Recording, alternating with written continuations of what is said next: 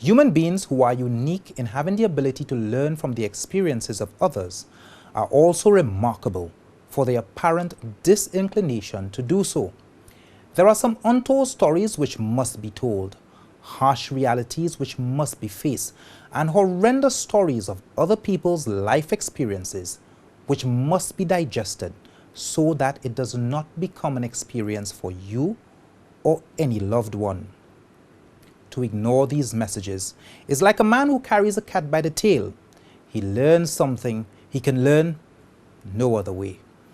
In this episode of Untold Stories, you hear about courtship, true love, albeit obsessive-possessive love, lies, abuse, domestic violence, planning, killing, and a daring escape from prison as I sit down to have the most bewildering conversation with a convicted killer.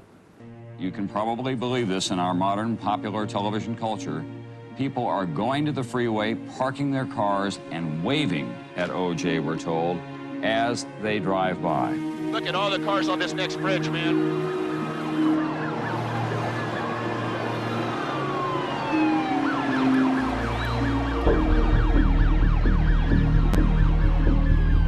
At 12:10 a.m. on June 13, 1994, Nicole Brown Simpson and Ronald Goldman were found murdered outside Brown's Bundy Drive condo in the Brentwood area of Los Angeles. O.J. Simpson and Nicole Brown Simpson had divorced 2 years earlier. Nicole had been stabbed multiple times in the head and neck with defense wounds on her hands.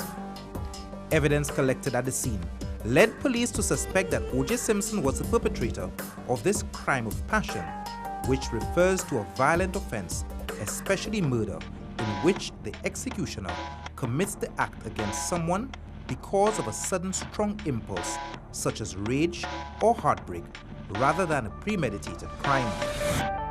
The most typical crimes of passion involve a husband who discovers his wife has made him a chokehold and proceeds to brutally batter or even kill his wife and the man with whom she was involved. With crimes of passion, oftentimes women go off their rockers just as easily. On May 28, 1998, comedian Phil Hart and his wife Bryn of 10 years got into a heated argument. Phil threatened to leave her if she did not change her druggy lifestyle. Bryn interpreted this as him wanting to leave her to be with another woman. Fueled with well-calculated rage, Bryn waited until her husband was fast asleep and she pumped 3 bullets into Phil Hartman.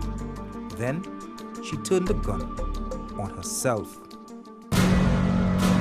Lorena Bobbitt goes on trial for maliciously wounding her husband, and a lot of people are watching. One of the most bizarre and unfortunate crimes of passion occurred on June 23, 1993, when Lorena Bobbitt attacked her husband and cut off his penis after he allegedly raped her. Lorena then left the house and threw the 2.5 centimeter penis alongside the highway. Ironically, Mrs. Bobbitt was found not guilty due to her husband's sexual abuse and a temporary insanity that spurred this crime of passion. It is a haunting situation. Alone, late at night in a deserted Orlando airport parking lot with a stranger in pursuit. In 2007, astronaut Lisa Nowak was arrested and charged with attempted kidnapping, burglary, and battery of Colin Shipman, a woman who was involved with Nowak's love interest. What do you have to say to all those kids who look up to you? In a rage of jealousy, Nowak drove from Houston to Orlando to confront her competition. A crazed Nowak packed a wig, trench coat, pepper spray, a BB gun, a knife, and garbage bags. A disguised Nowak followed Shipman and sprayed her with a chemical. She was caught and charged with attempted murder.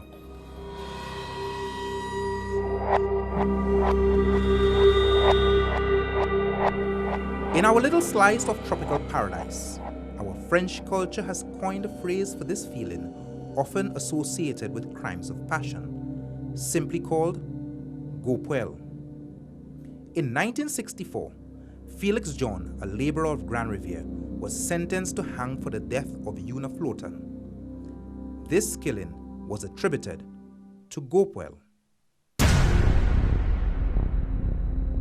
December 4th, 1995, John Sampson caused the death of his wife by hitting her in the neck.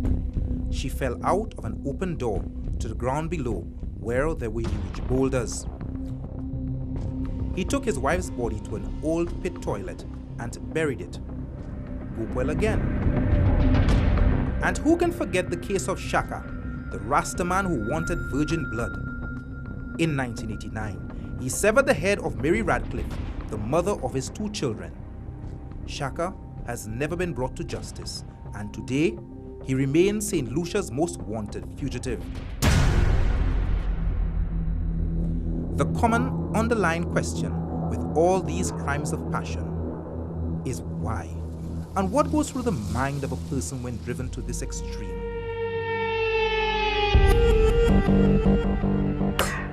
When we return after the break, Untold Stories takes you inside the mind of a convicted killer as he divulges everything from the first spark of friendly conversation to the cold-blooded execution. I've accepted that. It was Gopewell.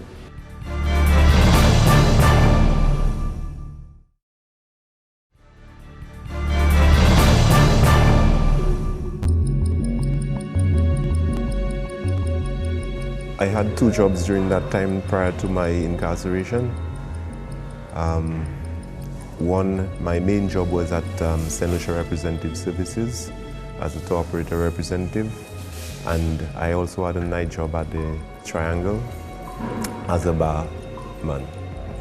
And I met her around there, and I was just enjoying myself, you know, like every man looking for a one-night stand. But eventually it developed into more than that. Okay. So you meet her at Triangle? Yeah. All right. That first night you met her, what was that like? Well, I was more like consoling her because she and the ex-boyfriend were going through some problems, and I was more comforting her. She came to live with me after we met because she was looking for a place to stay, and I opened my place to her until she actually found a place of her own. While she was staying with me at my apartment, it was wonderful. I couldn't ask for more, you know? I showed her love, she showed me love, we explored the island, we did things, both of us were adventurous, you know? The problems began when I gave up my apartment because we had to travel to England together and move into her apartment, you know? That's when the problem started. Were you the only person she was seeing? At the time, I thought I was, you know, but later on I get to know I wasn't. How did that make you feel? Devastated, upset, angry, used. I could go on if all different and deceived, you know, because we were actually preparing to take that step into marriage, you know.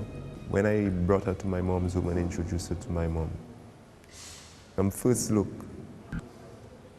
I don't know what about mothers, but my mom called me on the side and told me, my boy, this girl is not for you, you know. And other persons, including the owner of the Triangle, told me that, Simon, this girl is going to get you in trouble. I took no heed. You know, when a guy is in love, he has nothing from no other boy. He's in love.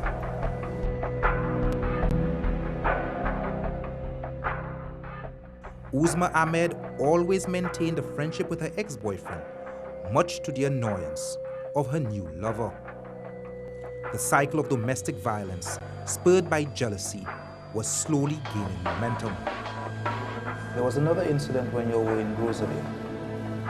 Driving home, you were driving very slow. Tell me about that. We went on a Sunday afternoon, right? We usually go to Pigeon Point, right? There's usually a beach bash there. And we didn't like the whole setting on that afternoon. So I was driving back, but kind of cruising, you know. I would say about 15, 20 miles an hour. But eventually, vehicles started overtaking us. And she complaining why I'm allowing those vehicles to overtake us. I told her that's taxi drivers, because I know the taxi driver's number plate. I deal with them in the work I used to do. I deal with them a lot, you know, until she forced my leg down on the accelerator. And I got quite upset. And I just left it there. And I drove at that speed until we got home, you know. She got frightened, and when I stopped the Jeep in front of the house, it's like she slapped me and burst my lip, you know. I'm a kind of person, when I see my own blood, I go into a certain, how shall I put it, rage. Okay, sometimes I'm able to control it, sometimes I can't, until after whatever happened. What happened? I strangled her. I held her by her neck, right? And I lifted her up on the wall and I strangled her.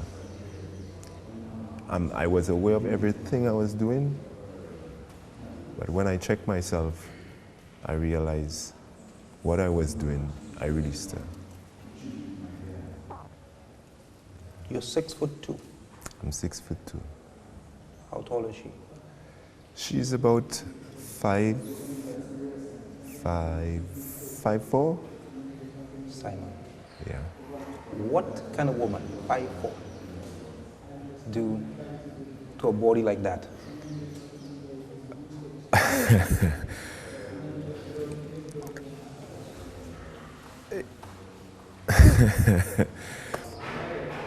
You know, she went in a Jeep and she drove off. Then about a few days after that, a police friend of mine met me and told me that they want to question me at Grosley police station. When I went there, they kept me there for almost 5 days without even charging me. You know, I'm refusing to release me, told me they don't trust me, you know. At that time, the present commissioner, François, was in charge of Grosley. And he was kind of helping for Uzma, with my ex-girlfriend and myself, to reconcile and sort out things between us, you know, instead of taking it to the court in front of a magistrate. You know. But during that, a certain comment she made to me got me angry, and I told her take it to the court. The little lady would begin to distance herself from her abusive lover, but this was easier said. Tell me what happened at court. At court, the magistrate, Fraser, he asked me to explain the matter. I explained to him that I want to break up with Uzma, right? But she don't want that. You know, I want her to keep away from me and stay away from me. And he asked her whether she understood that. She said yes. And then he gave me a restraining bond, you know. But even during that bond, she didn't have the bond, I had the bond. I had problems with her, you know. Because everywhere I went, and she ended up being there. If I'm on this side, she would come on this side. If I go on this side, it's like she would make a mockery of me. You understand what I'm saying? And it just reached a point where I allowed my anger to take over my emotions, and I went berserk. Obsessive love is a state in which a person feels an overwhelming fixated desire to possess another person toward whom they feel a strong attraction, with an inability to accept failure or rejection. Although not categorized under any specific mental diagnosis, many people argue that obsessive love is considered to be a mental illness. Obsessive lovers may feel entirely unable to restrain themselves from extreme behaviors and as such may be fully convinced that their feelings are love and may reject the idea that this severe obsession is nothing but. Police reports indicate that Simon began stalking Uzma Ahmed. She would seek a certain policeman's protection. I observed Talium with Uzma. And it was no bodyguard, bodyguard client thing. It was man and woman, boyfriend and girlfriend. You understand what I'm saying? How Their actions. How did that make you feel? By that time, I didn't feel no how. Jealous? Because, no, I didn't feel jealous. Angry? No. Possessive? No. At that time, no. I didn't feel that way. Okay? The reason is because I was in a state where I had no feelings towards her again. No love in my heart towards her again. When Untold Stories, Conversations with a Convicted Killer returns, a man is shot, a woman is shot, and the prime suspect escapes from prison.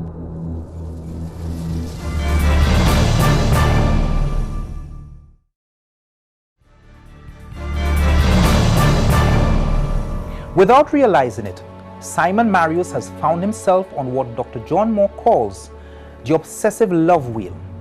Phase 1, the attraction phase. There is instant attraction to the romantic interest. There is an immediate urge to rush into a relationship, regardless of compatibility. Becoming hooked on the look, focusing on the person's physical characteristics while ignoring personality differences. This is the phase where obsessive, controlling behavior begins to manifest. Phase 2. This phase is considered a relational turning point which occurs after a commitment has been made between the parties. The relationship can be severed here, resulting in a depressing time for the controlling party.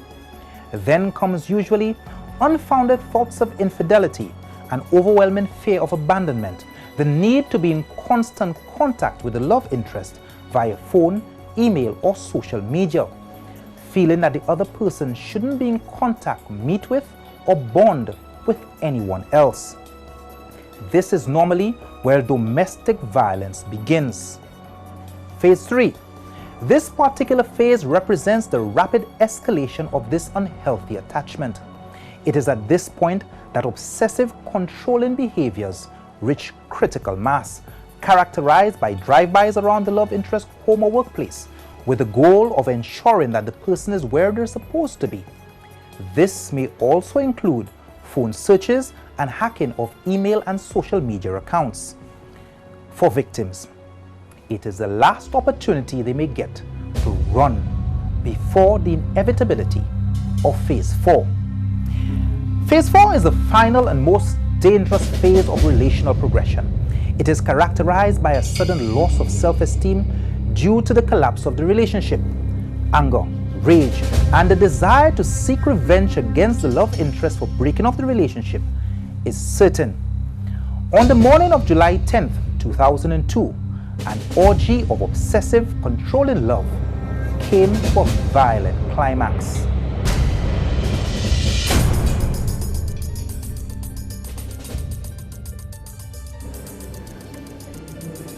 What drove you to that morning? Rage, anger. You see, I had a lot of problems in my life growing up. I wasn't close to my family, and I used to bottle all that in. Right? The girlfriend I had before, Uzma, that anger, I almost used that anger on her. You know? When the last minute I just broke up with her. You leave the strip club at 4, but you haven't answered me. At that point, What drove you from 4 o'clock in the morning to 9:30 Anger. into so much rage? Anger. You rented the vehicle the day before. I rented the vehicle not for that intention. I originally rented the vehicle to take another girl out, which is the same girl they brought to testify, which I was with at Mass on the Square. You know? I went to the strip club to try and clear my mind, but it didn't work. Right? Before that same night, I was walking in the middle of the road, the Redway, and vehicles going around me. It's like, I felt honestly, I wanted to die, but I didn't want to take my own life. Simon, in St. Lucia, people call that Gopwell. I'm aware of that, and I've accepted that. It was Gopwell. Did you drive to Viewfort? I drove to Viewfort. Did you follow them? Did I? Follow them. Yes, I did. Did you shoot them? Did I shoot? Did you shoot Pedro? I shot Uzma Ahmed. Did you shoot Pedro? I shot Uzma Ahmed. Did you shoot Pedro? No, I did not shoot Pedro. I shot Uzma Ahmed. Did you stab Uzma? Yes, I did.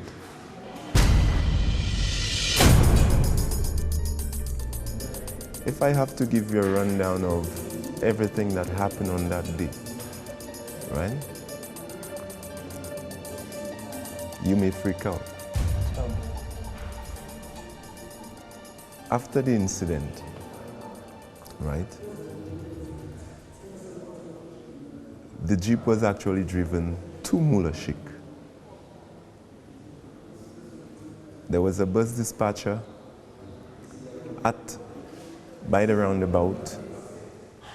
The vehicle almost ended up in an accident by the roundabout. The bus dispatcher, during the preliminary stage of the case, they brought her to testify that she did see that Jeep head up Mullah Sheikh and never returned, never came back down. But when we reached our trial, that was taken out, out of the deposition completely by the prosecution. The day goes on, and now you must build a defense. Where were you at the time? You must build a defense about the Jeep. You must build a defense about the white paint on it. You must build a defense about the missing number plate. You must build a defense about what time it was returned. All of these things came to you before, after, during. Okay. One, white paint on the Jeep. It was there on the Jeep from the time I rented the Jeep. Okay, because my Jeep did not touch Uzma's Jeep. And it was side to side. All right. Second,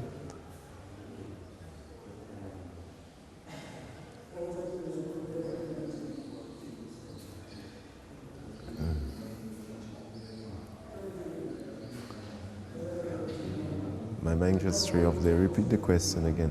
My mind just threw off. After the crime, you are now at 11 o'clock in the morning. Yeah. It has happened already. You are almost on the square. Okay. You must return the Jeep.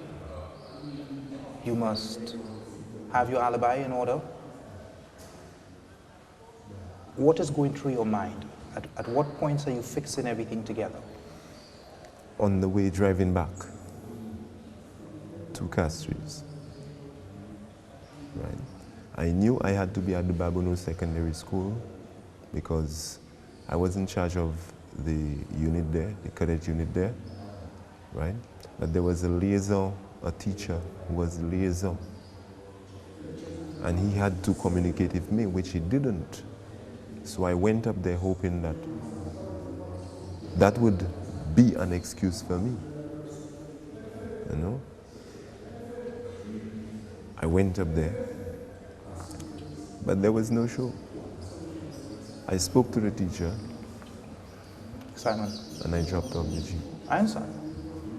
All of these things, the peripheries, are because you have blanked it out of your mind and you would have continued with the show, or you're building your defense? On my way up, I started building my defense. I had already planned from the morning driving up what I would say, right? But in the questioning, right, I was missing certain parts. And I just began to be kind of impromptu. 32-year-old Pedro Joseph, a Trinidadian national, was hired by Uzma Ahmed to be her personal bodyguard because Simon had been threatening to kill her. Less than 1 month on the job, Pedro Joseph was shot dead. Ahmed, although being shot and stabbed, was able to identify her attacker to police, who would subsequently arrest and charge her ex-boyfriend for murder and attempted murder, respectively. When we return, Simon Marius scales the walls of prison and disappears. I escaped from Her Majesty's prison on the last day of the year 2002.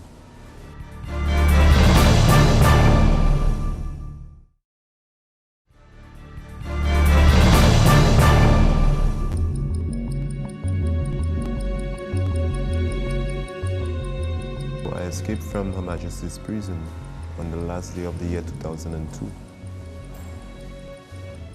It's not because of what I was in jail for. It's just the condition of the place. You know, from the time I got in at HMP, I told myself I'm not staying there. Right. Then on the second day, they locked me up because word reached them that I was military trained and that kind of thing, and they locked me up until close to about October, November, when I was released from lockup. And the very same day I escaped, I went to my mom's home. I observed her bedroom door open and she's sleeping. I just went to my brother's room and take what I need, take his passport, take my passport, and to the airport. Took a flight, and Barbados was not my intention. Because like I told Corporal Chitoli at the time and Inspector Mason, who came for me to extradite me from Barbados back to St. Lucia, they were lucky to get me. Because that very same day, they brought me back to St. Lucia. I was booked on a flight on US Air to fly to the States with a retired pilot. What conditions made escape right? Officer was lax, officer was smiling. Officer was lax, officer was smiling. Was it facilitated from the inside? It was facilitated partly on the inside, and the rest was up to me. How long were you on the run? For 2 weeks. How did that feel? Oh, it felt good. It felt good to one point. At the same time, it was terrible because I couldn't sleep everywhere I go. You know, you're seeing people watching, you think like everyone is watching you. You know, I don't want to go through that again. The trial, it was a disgrace. First of all, my trial was held in the family court building, which was very hot until close to the end when they brought some fans. So it's like the first day, Uzma gave her testimony, and that alone had the jury already. Because Uzma was the main witness. She cried so much that eventually tears came down my eyes as the defendant. And that touched the jury, a jury of 11 women, 1 man, right? Which I find it shouldn't be. Knowing the kind of case it was, they should have balanced off the jury. At that time, it didn't touch me. When the jury read out the verdict guilty, it did not touch me. Right? I just watched my mom and I told her, don't worry, we're going to appeal. I was more watching at my mom, but I didn't feel bad. I didn't feel sad at that time. You know? As the DPP, she requested the death penalty for me, and that too didn't touch me at that time. Until when I got back here and sun was setting, that's when it touched me. That I could be hanged, that I may never see outside again. And that night I shed tears on my knees. I stripped naked and I prayed. And I prayed. When the judge handed down his sentence, he made a statement and said that because I was skilled with military knowledge and skilled with firearm, I abused my authority. And he sentenced me to life imprisonment. And I laughed, not out loud, I laughed. Because one thing that was going through my mind now, you cannot hang me. If you had to advise a young woman who may be going through a situation where her husband or boyfriend is overly protective, possessive, and controlling, what should they do to avoid becoming the next Uzma? Victim. What are the signs to look out for? Signs? Aggression. That's one of the first signs. Some men tend to be quite verbal. Some tend to isolate themselves. So for some, it may be one or the other. The woman just have to know her man. When she sees those signs, aggression, light abuse, that sort of thing. First, speak to her partner. If it reach on to physical abuse, she need help further than that. You know? Either a family member, or some group for women, or somebody she could talk to. Even if she loves the man, should she stay in the relationship? No, she should get out. Because one thing I know about love don't bring you pain. Whoever would believe love give you pain, love is not painful. It doesn't hurt anyone. It's obsession that hurts. Possession.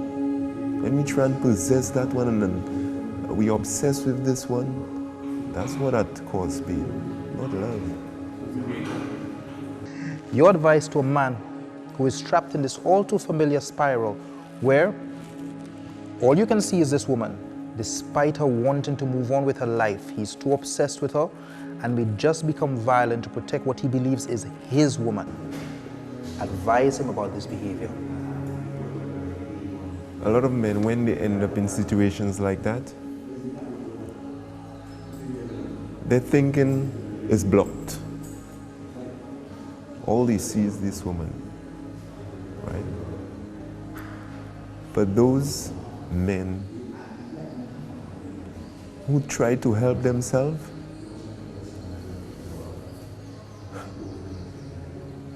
to them, I want them to know that you don't own no woman. No woman is your possession, you know? You just have to move on with your life. Because from my experience here and what I've been through, I know. Whether you go back with that woman, things will never be the same. Right here at Bodley, I get to know anger is a natural. None of us are immune to anger. You know? It's just a matter of learning how to deal with it when certain situations arise. Some of us don't know how to control it. Those persons, we need help. Don't be afraid to seek help from others. We men have too much pride. We don't want help from that person, we don't want help from that person. That's stupid pride. Because none of us could live in this world by ourselves. We need the help of each other. The decisions you make today determine your destiny tomorrow. If it's a negative decision, most of the time you will end up here. Just one mistake it takes. One stupid mistake.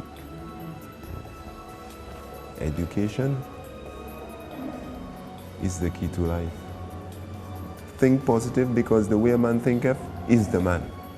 You think negative, you're a negative person. You think positive and you do positive things,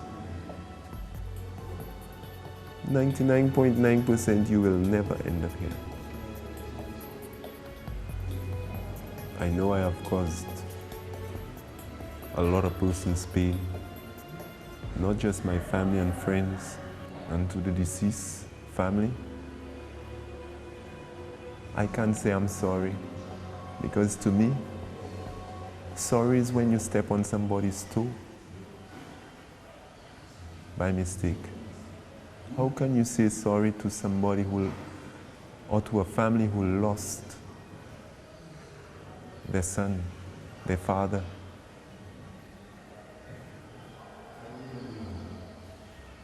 Words are not enough to say how I feel. But forgive me. Forgive me. The fool has never been told. Could go on and on. The fool has never been told. Could go on and on. The fool has never been told. Could go on and on. The fool has never been told. Could go on and on. The fool has never been